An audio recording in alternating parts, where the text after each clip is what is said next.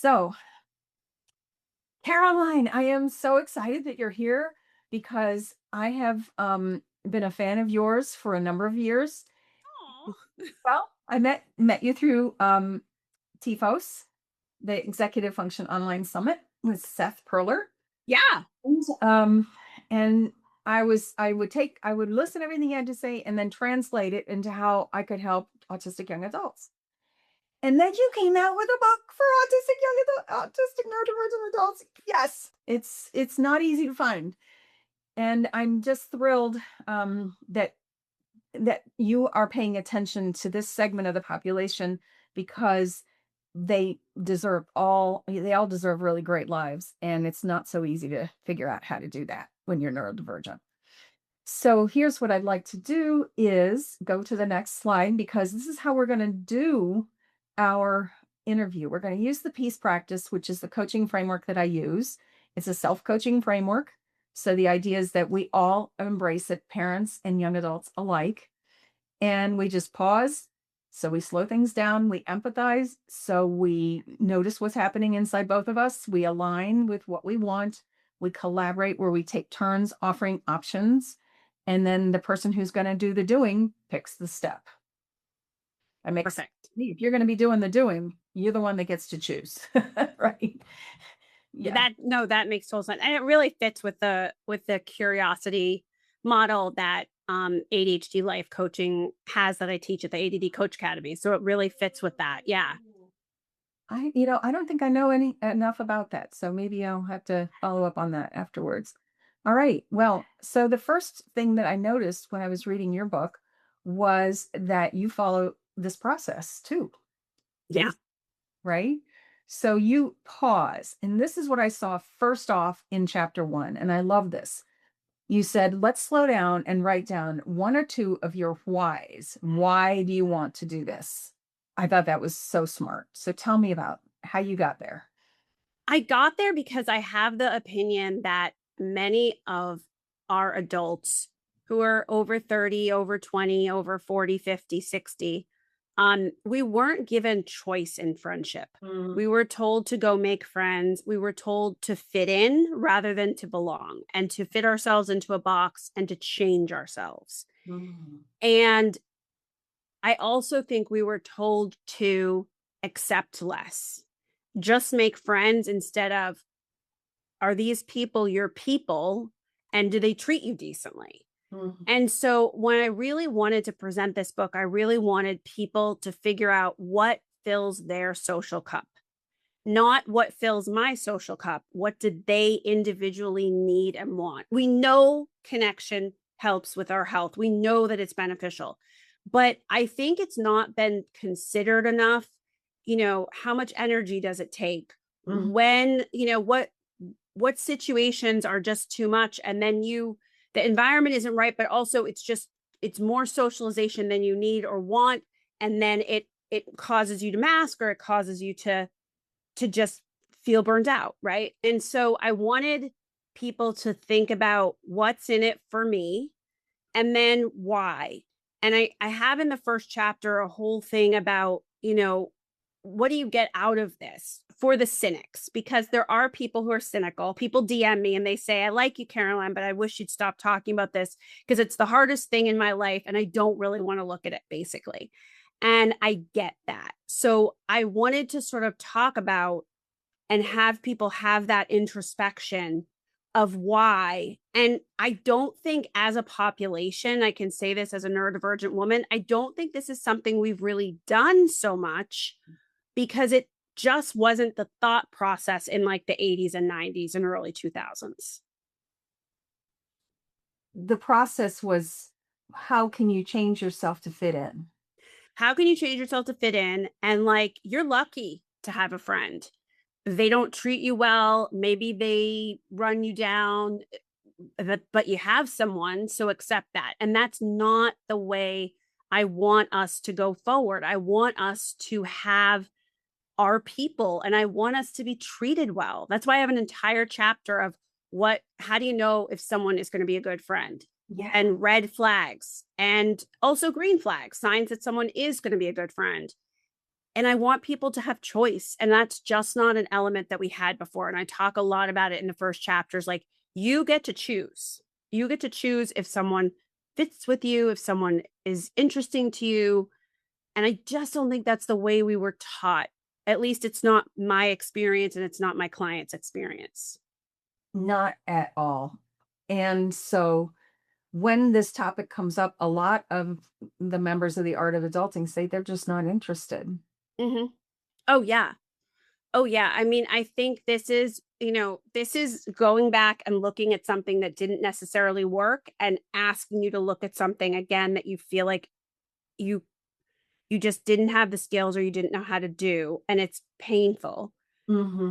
But my argument is we didn't know about our brains. We either didn't have a diagnosis, or we were taught this other model that doesn't work for us, or we were told not to consider our neurodivergent traits, Mm-hmm. right? Don't think about your sensory needs. Don't think about what makes you, feel uncomfortable. And so I get that this didn't work in the past, but my argument is it didn't work because we weren't considering our neurology or honoring our own needs. So we didn't understand what was going on and accept that we had every right in the world um to advocate for what we need. Absolutely. And to say, you know, and I do a lot of so some people love scripts, some people hate scripts, right? Right. Some people feel like scripts are oppressive and they are the vehicle, of oppression, and some people love them.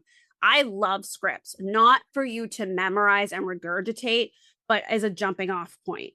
So I Yeah. have a lot of scripts around communication and just being able to say to people, I will go to X, Y, and Z place with you, but I really am uncomfortable in that environment that you're proposing. And I'd rather do something else, or I will stay home this time and join you next time. Because I think that whole what do I need and, where do I work best? And by the way, we know environment affects our neurodivergent traits. Oh yeah. That whole thing has never, I mean, you read all the books on friendship, that's just not there. No. And it's just not a mindset that we were given. And of course, why wouldn't it, right? Why Of wouldn't course. it? What were we thinking? I think some of this is the typical people were writing the books and writing the curriculum for autistic children, Right. right? And ADHD children to some extent, although mostly we didn't even have books.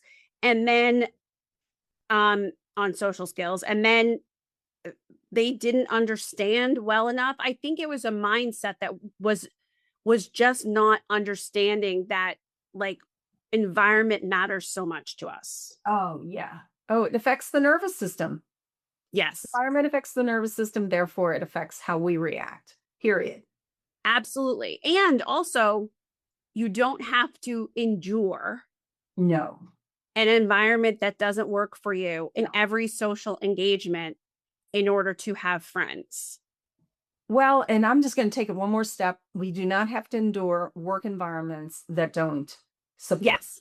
Yes. 100%. because work is social.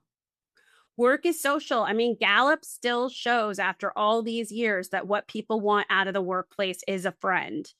And I have a chapter on the workplace and friendship in the workplace and how to make friends in the workplace. And by the way, this isn't all prescriptive. So No. a lot of Oh, books written for us were very prescriptive. not at all. Yours is And this is not. not. Mm-mm. I found it to be incredibly thorough in the explanations so that I understood what was going on better. And then, hey, here are some suggestions of things you could consider trying. Yes. One thing you can try, but not you ought to do this. Right. Because I wanted to stay away from the ought to do this model, Mhm. because that was the way things were in the past. And many adults who went through that are very sensitive to that, which I totally get because I watched it as a person training back then. I Mhm. went against the mold. I wasn't popular with certain practitioners because of it. Mhm. But I also, just as an adult with ADHD, I knew I couldn't stop needing certain things. So I never expected my clients to do that. Exactly. That makes perfect sense. That makes so much sense. All right. So that's the first thing that I noticed was let's figure out what's in it for me before we go any further. Yep. Then I noticed that we went to the empathize step. You talked about reading the room inside of you. What a wonderful visual. I I love that. And that's empathy steps. So if we can not only read the room inside of us, but also whoever we're trying to be in friendship with or work with, look at our power. Look at how how much better we'll get along. Absolutely. And I want to say, I know that there are folks listening who have a hard time with that mind body connection and have a hard time and have alexithymia and just can't in the moment identify their emotions. And I have many clients like that, Like my most of them. Yeah. most of my clients. But what I would say is, you can do these exercises where you're aware of something that you want to think about, and then, you know, you can use tools that I offer. If you find that you need more, email me and I will happily help you. But I thought of this also as not just an exercise I'm doing or something I'm doing in the moment, but something I'm becoming aware of. Nice. Right. So even just that awareness that how I enter a social situation and my emotions and my feelings about something affect how I react, how I show up. Mhm. So, to me, it was, every exercise was also to be done or not done, right? Like I say over and over in the book, like take what you want and leave the rest. Right. It's a tool, not a rule. So I'm not saying you must do every exercise, and I'm not saying every exercise must resonate with you, Because they don't all. because they don't all. No, no. It's nice to have a smorgasbord though of options. It is nice. And it's so funny because some people have been putting some things on Instagram, and I read the comments, and some of the comments are like, I could never do this. And then someone else will be like, well, I found it really helpful. And that's the thing. It's not one size fits all. And No. I Oh think no. sometimes when we've been raised with a do every single thing that's put in front of you, I Mhm. just, that's why I say over and over and over again in the book, like, do what you want and leave the rest. Yeah, yeah. This is a choose your own adventure. Choose your own adventure. I love that phrase. Yeah. So when you're reading the room inside of you, I like to think of it, am I comfortable or uncomfortable? Do I have high or low energy? And I just get into that framework, and then I don't have to be a poet and know exactly the emotion I'm experiencing. If I'm uncomfortable or not, high energy or low. I can usually get there. And I think that anticipatory dread too. Oh, If you start to think, if you always think I don't want to go, which I will out myself and say, I always complain on my way to anything and then have a good time once I'm there. So if you're that person, this advice is not for you.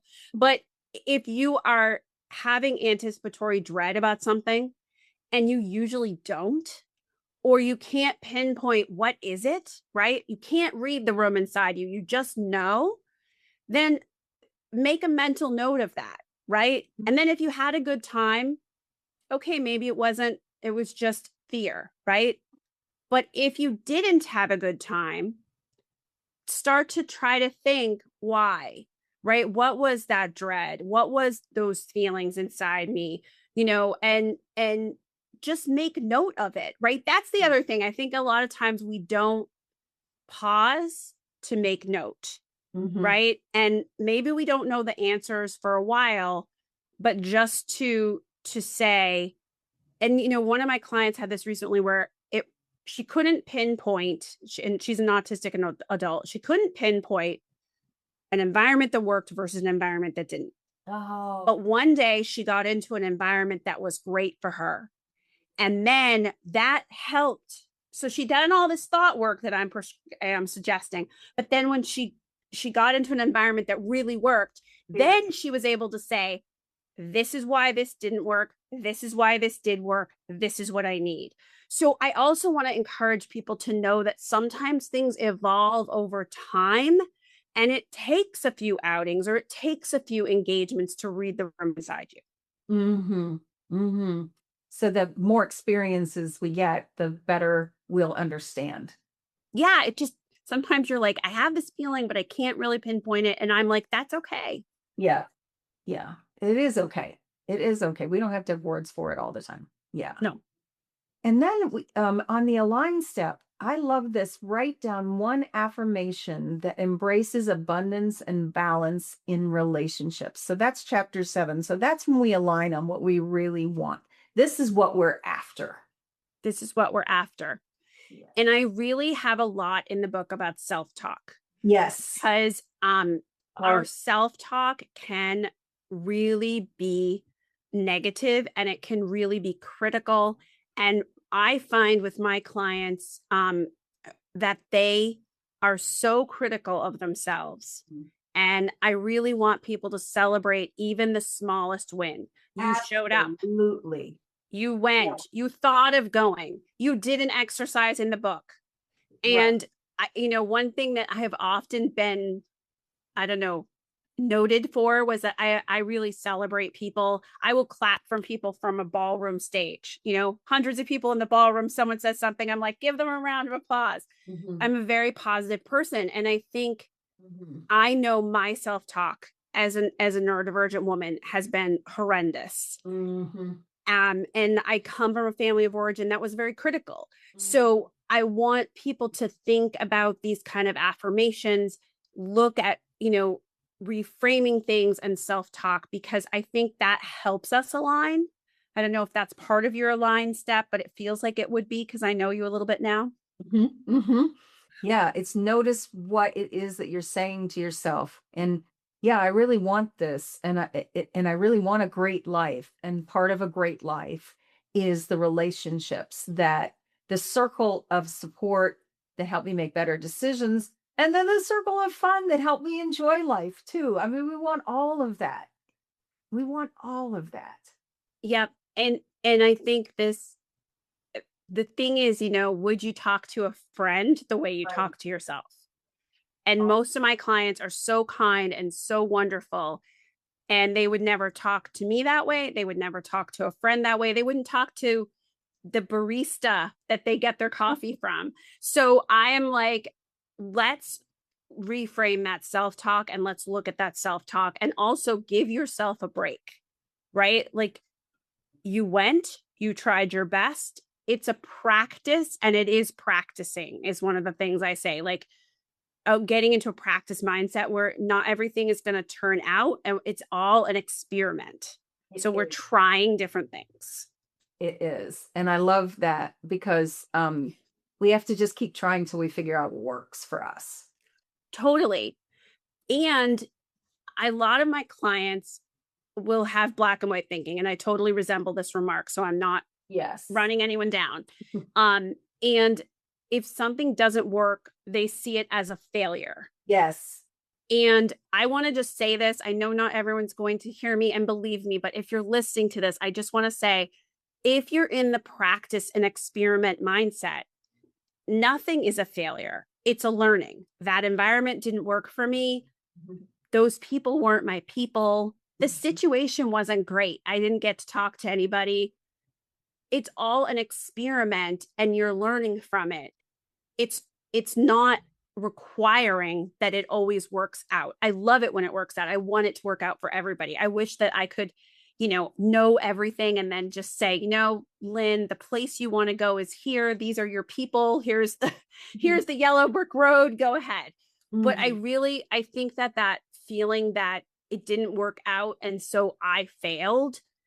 No, the environment failed, right? The environment wasn't the right environment. The people weren't the right people. You didn't do anything wrong.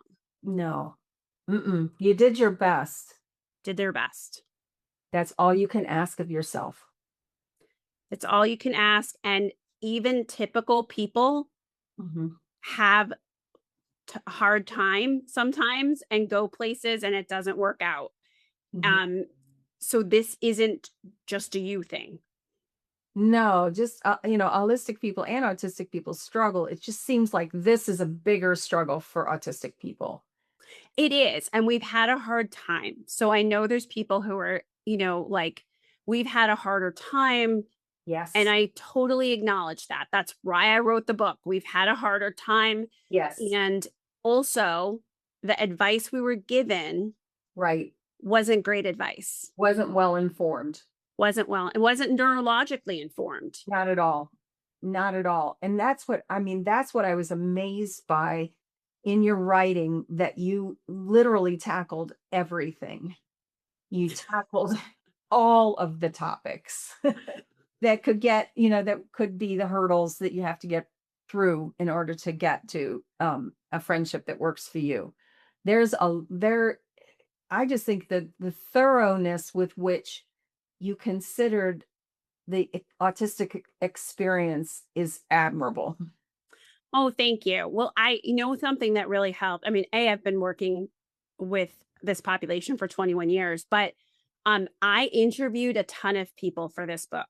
And Mm. not everyone is named in the book because some people were like, I'll talk to you, Caroline, but I don't want to be named in that book. Right. Okay. Okay. But I also was fortunate that Jessica McCabe, How to ADHD channel, allowed me to put a survey in her communities that she has. And so people, I think like hundreds of people wrote in surveys to me, and I read everyone. Mhm. And, I asked a bunch of questions, but then I was able to hear about the questions people needed answered. And so I kept checking the book throughout the year and a half or 2 years I was writing it to see if we were answering all those questions, because I wanted to make sure, and I'm sure there's things not in there, but I wanted to make sure I that don't know what the you missed. majority, right? I The honestly majority was don't there. know because there's a lot in there. It's very thorough and it's very respectful the way that you approach it. Now, this may have been your experience, and that makes perfect sense. And let's revisit it because if we do, we might find a way. Yeah. Yeah. And trying to make it the least painful, right? So, one of the things we were Right. told as children, I just want to call out, is be really uncomfortable and do it anyway. And I think that advice comes from people who've never really been uncomfortable or never been bullied or never been in tough social situations. And I was bullied. I didn't have friends as a child. So I just always looked at that advice and thought, have you ever been uncomfortable? Do you know what that's like? And Mhm. so, what I'm also offering are some ideas that are dipping your toe in the water, that are not asking you to do everything, right? It's to try a couple of things or read something or even consider it or buy the book. You don't have to read it today, right? So Mhm. that's another piece, Lynn, that I really wanted to stress, because I just have always had issue with this advice that was like, you know, twist yourself into a pretzel and be really, really uncomfortable and kind of slash miserable and like walk across a hallway to a group of people you've never met and introduce yourself. And I was like, that's bananas. No, no, that's way too big a step. Way too big a Way step. too big a step, which takes us to um, the next part of the peace practice, which is to collaborate. Now, I don't know if how you've if that internal family systems analogy of we have lots of parts in of Yes. thinking about things. I think has been helpful to me. It's definitely been helpful to me, and they suggest that it's particularly helpful to the autistic population.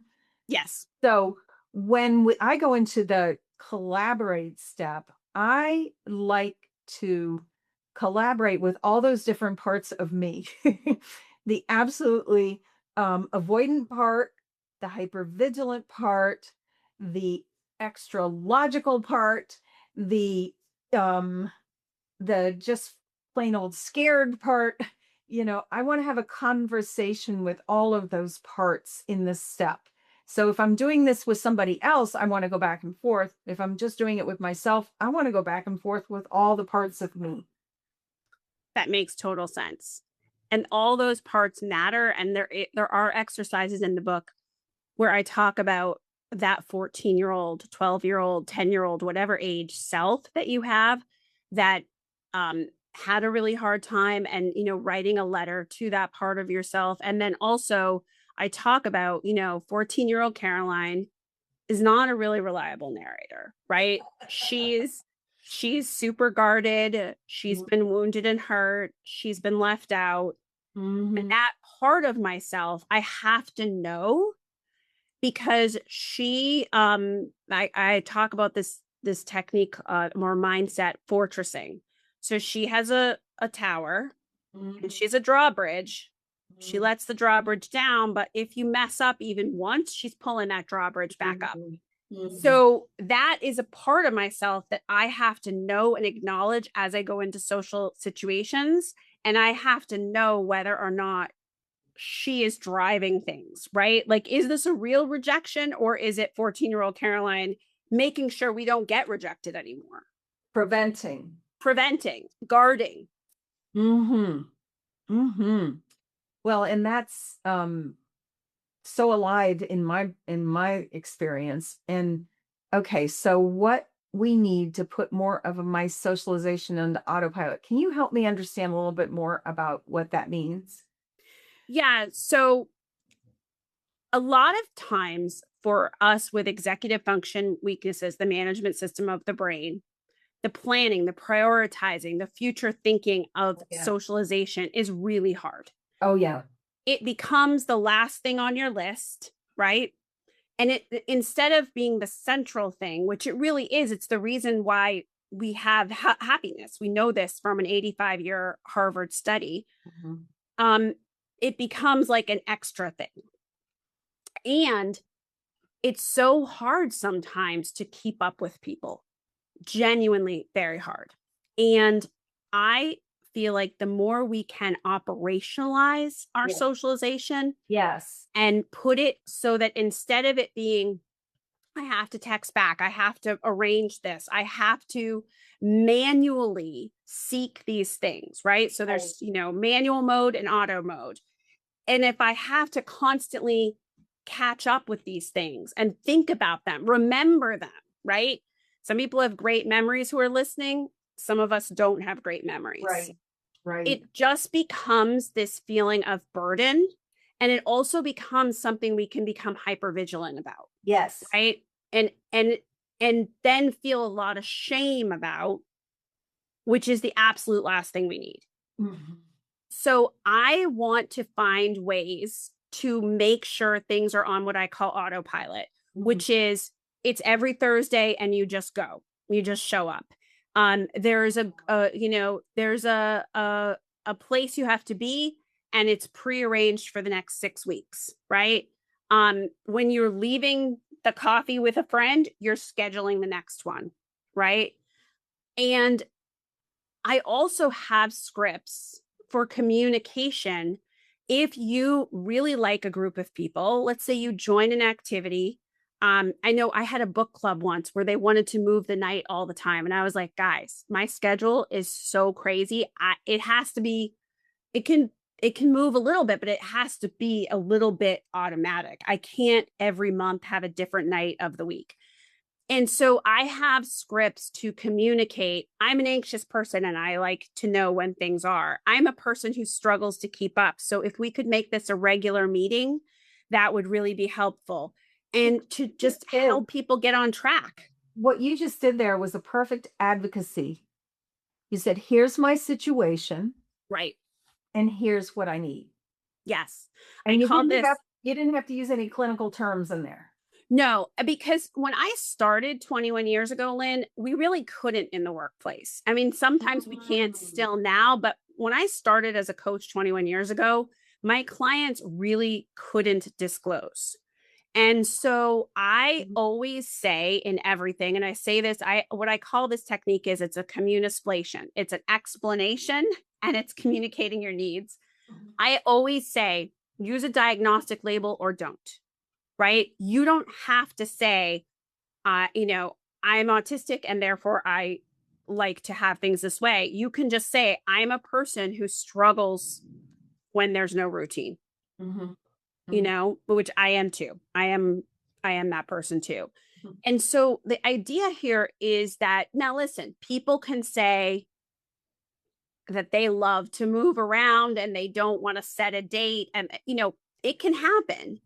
But my experience with my clients is that when we advocate and try to make things a regular meetup, or when we seek groups and activities that have that regularity, that it can happen. So that's one of my other things is, when you're looking for something to join to meet people, um, to pick high interest, highly interactive activities where you're finding people who share your interests and check out, how does this work?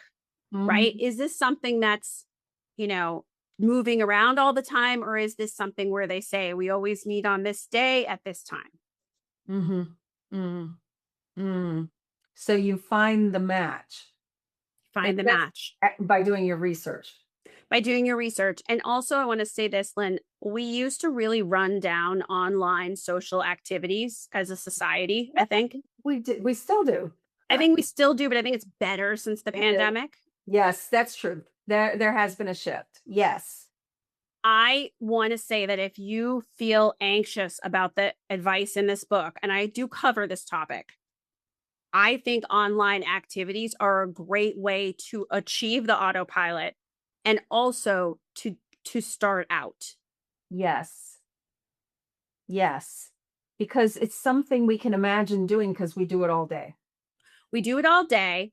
The social norms are very clear and very, apparent and even written down, Mhm, right? So that it's not as fuzzy. mhm, mhm. And we have so many interests as neurodivergent people. And if we go with our interests and try to meet people through our interests, we're more likely to have success because there's a shared language. We're Mhm, talking about something we both love. We can instantly talk about it. We have a shared language. Therefore, we have shared experiences. mhm. And the online world is full of Whoa. groups that Yes. are for these different interests. And it's also very socially accepted, in my experience with these online groups, to come and hang back a little bit. Mhm. Like, you don't have to come and always talk, talk, talk. If you need to sort of warm up, see what it's like, go a few times without contributing, it's totally acceptable. Mhm. Mhm. Absolutely, because we need you to be in these groups as you. As you. And some people take a little while to warm up. And Absolutely. also, you're checking them out. Maybe it's not, maybe you're going to go twice and say, this isn't the group for me. Yep. Yep. Okay. So we clarify what we need through explain what it is, explain how we are and what we want. It's just that. Yeah. Yeah. Okay. All right. And then putting systems in place. I think that's what you mean about autopilot. Like system or checklists. This is what I do. This is Right. what I'm looking for. Yeah, and if possible, it's just a regular meeting you don't even have to think about. You know the Right. date and the time, it doesn't move around. It's automatic, and you've created an infrastructure that helps you make connection so that you don't have to constantly think about how to make that connection. Because that takes a lot of energy. Takes a lot of energy. I'm not a huge fan. Like, And I've taught myself to do it, but I don't love it. and it brings up a lot of anxiety. It It's The moving book club brought up a lot of anxiety for me, yeah. let me tell you. I was like, I can't do this. No, this is not a match. This just is not a match. You guys go ahead. I'll see ya. Well, and it was good for me though, Lynn, because I was like, okay, this is how my clients feel. Yeah. Oh, yeah. I hate unscheduled, but we could go on about that. So, yeah, I'm definitely with you. Definitely with you. All right. So, after the collaboration step, then we have the experiment step. And this is where I love these words, find the includers, the connectors, and the facilitators. That's in chapter 15 as well. Yes. I love that. Tell me more about that. Okay, well, I'm of the opinion, and my personal experience for the past 21 years has been that there are people who are includers. Mhm. There are people who are great at networking, and there are people who help you include and connect and organize things and invite you, Mhm. right? Mhm. And I think that sometimes it is actually you. So another tip that I have is be the organizer. And a lot of people resist this advice and hate this advice, so you don't have to take it. But if people aren't coming together around something you're interested in, if you organize and you offer that, right? You go and you organize it through your community, your town, or your church, or wherever, you actually have an excuse and a role to talk to people. My one of my children did this in high school. They started the Doctor Who club Oh, I love that. with with a teacher who was into Doctor Who and had all of the videos that they wanted to watch together. I was blown away. I never saw that one coming, and it really helped. Yeah, because when you go to a barbecue, if you run the barbecue, you're talking to everyone, but you have something to do with your body, you have something to do with yourself, right? If you're the bartender, if you take the coats as people enter, right? Mm-hmm. And it's the same with activities. If you are the secretary for the club, if you are the person organizing it, you have something to do, right? You know everybody too, by the way. So your son knew everybody in the Doctor Who because he was promoting it, talking about it. It was actually my daughter. So sorry. And then you don't have to feel so awkward as like, what do I do with my body? What do I do with my voice? What do I talk about? And I just, as a segue, or just as an aside, I just realized that that's why I overeat in groups, because I'm nervous about thinking about what to say, and I'm using the food as a stem. Yep. Totally understandable. Totally That understandable. discomfort, we don't like it, and we run to the patterns that we've had to try to feel better. Yep. And so a lot of my tips are about how do we eliminate that discomfort, right? So if you don't feel comfortable being the organizer, find the includers and the connectors and the facilitators. If you need advice, I talk about find your social Yoda, right? Mm-hmm. Find that person who you can talk to and you can get advice from, or you can just talk through social scenarios, right? But I think it's really important for us to know that there is this awkwardness and like, how do we make it less potent, right? And that's one reason interest is so powerful. Mm-hmm. When we're in our place of our happy place, right, around our interests, mm-hmm. we know everything, right? We are the expert. We know a lot. We get to talk to other people who know a lot. Mm-hmm. We have a common language and a shared experience. Mm-hmm. And we can instantly connect about that instead of making small talk about the weather. Yes. So I'm just thinking of a couple of our members and figuring out maybe what is the next, I like to call it a right size step for them. And the right size step could be joining a group that meets on a regular basis. That could be it. It could be finding their people online in their interest. Yep. Right. It could be, what else could be a step that a lot of our neurodivergent adults could see themselves taking? What other ideas? I would say investigating these groups. That's a step. Researching. Right. Mm-hmm. Just saying, okay, what are my interests? Right. And not blocking them out, because online, for instance, there's everything. Right. Mm-hmm. Right. There's literally everything. There's literally everything. Yeah. You want to talk about drawing Avengers characters? It's there. Mm-hmm. I had somebody join that. Like it's there. So doing a little research, and I have in the book some criteria to think about, and that could be your next step, or even backing up even further. What are my interests? That's a step. Right. Okay. Then I think I have better, because I know, like the easy suggestion is go to a store where they play games, because you can always find neurodivergent people there. But some people go, oh, I don't want to play games. Right. Or they're like, I can't do the one night of the game that I'm most fond of. But like, if you're, I don't play tabletop role play games, but I'm very aware of them because of my clients, right? So again, people forgive me if I say something wrong. I do sometimes, and then I get DMs that are like, you've misunderstood that. But like if we love Magic the Gathering, right? And you're like, well, the thing is like the store that offers that it's Friday night and I have to work on Friday nights, Mhm, right? mhm, Then the internet now opens that up mhm, because mhm. there's people playing in All the time. groups all the time. All the time.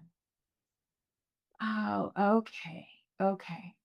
Because I hear, and this is the part I hear, they're so lonely. Or Yeah. I hear the parents say, they have no friends. So I guess that's what your book is addressing. Yes.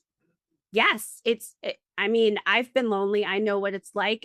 It's very hard, and the book is meant to help people who have been historically lonely, right? Mhm. And it's meant to keep our neurology in mind. That's why it's called Friendship Skills for Neurodivergent Adults, because and I know the word social skills has a bad name for a lot of people and it was forced upon them, and I fully know. But skills, I hope isn't such a bad word, Yeah, no, I get you. Yeah. It's because I think the word, like the fact is we can build these skills. It's a skill we can build, and it takes practice, but it wasn't a skill we were given, and it isn't a skill that necessarily everybody has. Even typical people have to build this skill. This is what business books and everything are about. yes. So the Yeah. idea here is it's a skill that can be built. It's not necessarily comes easily to everyone. And you didn't get advice that kept your neurology in mind. No. No. Not at all. The middle of the bell-shaped curve was addressed, but the people that, the 20% of people, let's be real, 1 out of 5 have some form that of neurodivergent that affects the way they live. What is that? That's 20% of 8 billion people is 101.6 million, billion people are neurodivergent in this world. And they've been marginalized because my theory is that our brains are designed to notice who's not similar because it could be a possible threat to the group. So it just came with our biology. How do you think about that? Well, I think that could be why. And also, there's a lot of studies coming out now that go against the model that it is our skills that keep us out, that our social skills, we have to mask and we have to be with everybody and we have to fit in and we have to do what everyone else does. There's a lot of research coming out that it's mismatched expectations. Yeah. So if I'm a typical person, Right. I expect certain things. Right. Neurodivergent people don't do those things, or we do Right. them differently.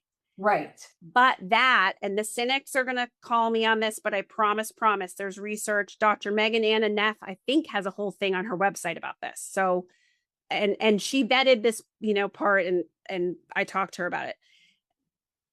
What the research shows is that if you use like a communication and you explain your mindset, if you explain your needs, if you explain your perspective, I don't mean to disappear, but you can say you don't even have to say I have ADHD. My brain means that I just really struggle keeping up with people. I know I sometimes fall off the radar. I don't mean to, right? It's really tough for me. Mhm. That the typical people, it helps align things. They were wondering, why does Caroline do this, right? Right. By explaining, now there's less of that mismatched communication and mismatched expectations. Oh, isn't that a beautiful thing? And so I think there's many reasons why we were marginalized, but I do think one of them was that people are selfish. People don't always act with kindness. People don't always reach out. They sometimes stay with their group. Um, and then I also think there were these mismatched expectations.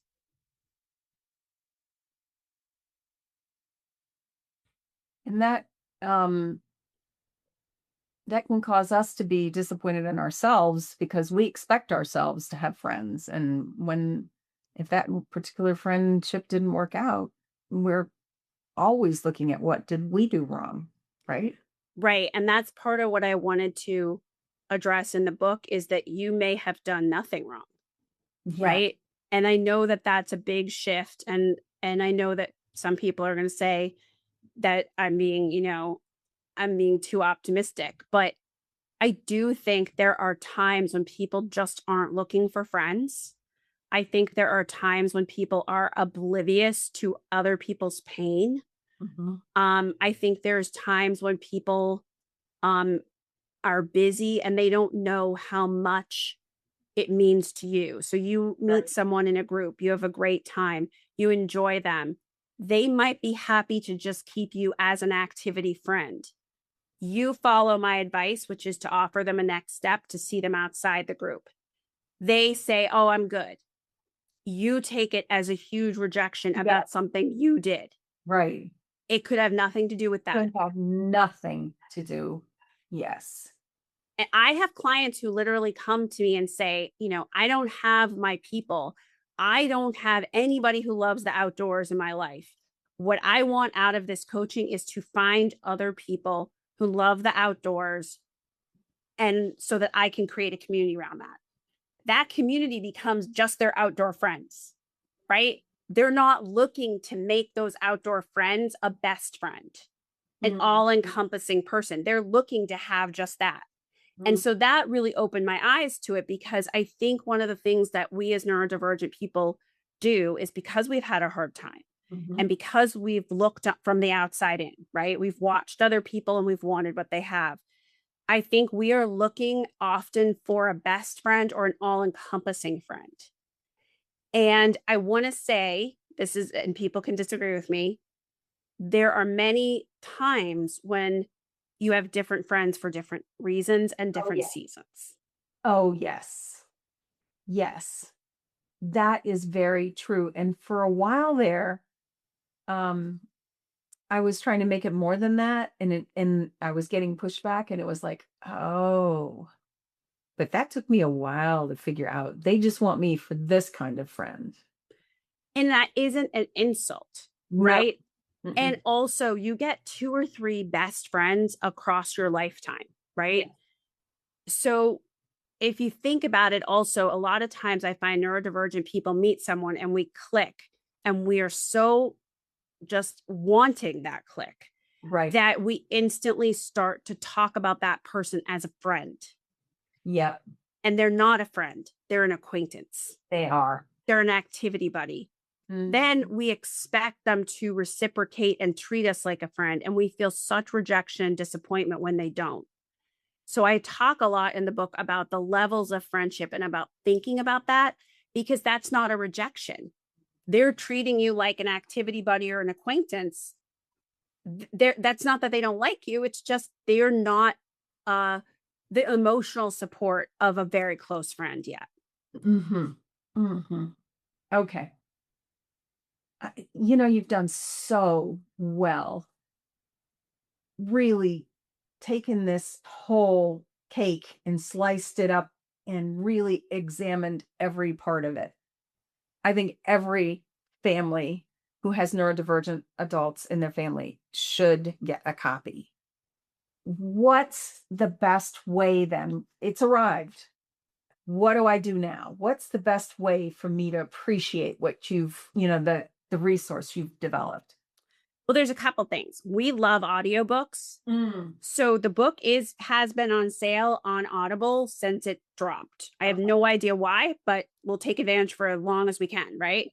Yeah. And you can use those Audible points to get it. Mhm. The other thing is that it is a Kindle, right? Mhm. I have And that. That's so, the version I have. okay. Yeah. And then there's the hardcover book. Mhm. In each of them, by the way, there is a QR code at the back with book bonuses, more additional resources. So I I actually didn't even have to fight them, but I was like, you guys have to include this in the audiobook and stuff. And they were like, of course. So if you hit the QR code, you can get the book bonuses. But my advice would be whatever works with your brain to consume, right? If you are an audiobook person, then go get the audiobook. There's a PDF with the audiobook too. So some of the exercises they've included as a PDF, not all, but some, So, more than a lot of audiobooks. yeah.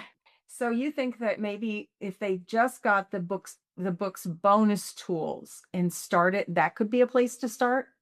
Well, everybody who buys the book can get the bonus tools. Right. So I'm just saying they're out there. But I would say that I would start with chapter 1. I would start at the beginning because the bonus tools are really, they're good for journaling.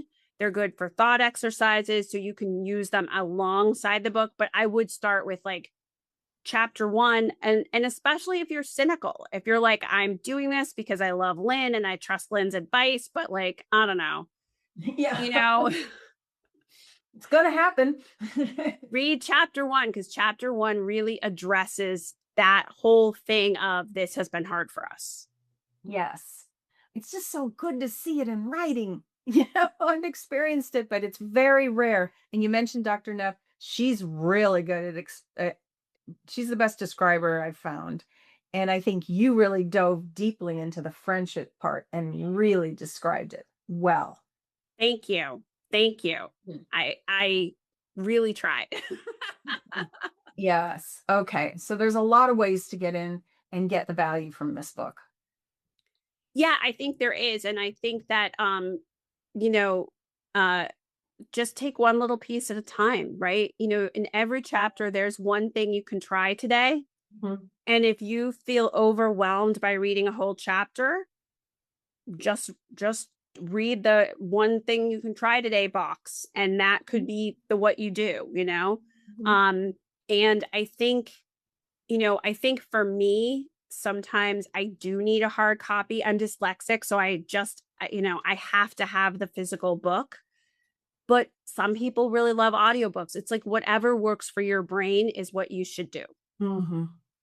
Yeah. Well, that's why I have the Kindle version because then I can copy paste it and I can do all kinds of things with the material that you have, and I don't have to dust it. Just saying. Yes. Just saying. Well, what a gift you have given to neurodivergent adults and the people who love them. It's just such a gift. And Thank you. I cannot wait to get some feedback on this podcast episode, and I'm going to be teaching an Inside of the Art of Adulting in the relationship piece, which we're only a few weeks away. So I Oh, will be thank you. referring to your book and suggesting that, a copy is a smart thing to have as a family with a neurodivergent adult. Thank you so much. I appreciate that. Yeah, yeah. Well, what a pleasure. This is lived experience that you're sharing with us, 21 years of this work. And I know I'll just drop one other name that you work with, Ned Hallowell. Isn't he like Yes. the best, another one of the best explainers? He is a great explainer, and he is great for my confidence because there were times during this book journey when I really felt unconfident and I really struggled. And he literally would be like, go call them now and call me back. And he really helped me. He helped me get a new literary agent. He helped me with the publishing process. I had already written a book. I wrote a book called Why Will No One Play With Me, but Yes. I needed a new team. I tell the Yeah. story in the book of my Yeah. unmasking and my journey, and he was immensely helpful and continues to be helpful. Um, and tells me things that I sometimes don't do, like stop checking how many books you've sold and your numbers, because then you obsess over it, and then I Yeah. don't do what he He's suggests. great. Right on the Yeah, and the number of views on your videos and whatever. Just do the best you can and let the universe go from there because you don't have any control over that. And we have a copy of the Why Will No One Play With Me in our family as well. Oh, thank you very Yeah. much. Yeah, we have that for sure. And it's really helpful for anyone that's in that school age, which can start from pre-kindergarten to all the way, that whole time, because that social piece is a big part of education. It is, and everybody deserves to have friends. I think that's also a shift. Mhm. It's not you should have friends, you deserve to have friends. Oh, I like that. That language feels a lot more comfortable. Yeah. Well, thank you for Carolyn for being who you are and for doing what you do and for being here today. I really appreciate it. No, thank you. This has been a great chat. I'm so excited to have this interview and share on social media. You bet. We'll be doing that too. All righty. Thanks again. Bye. Bye.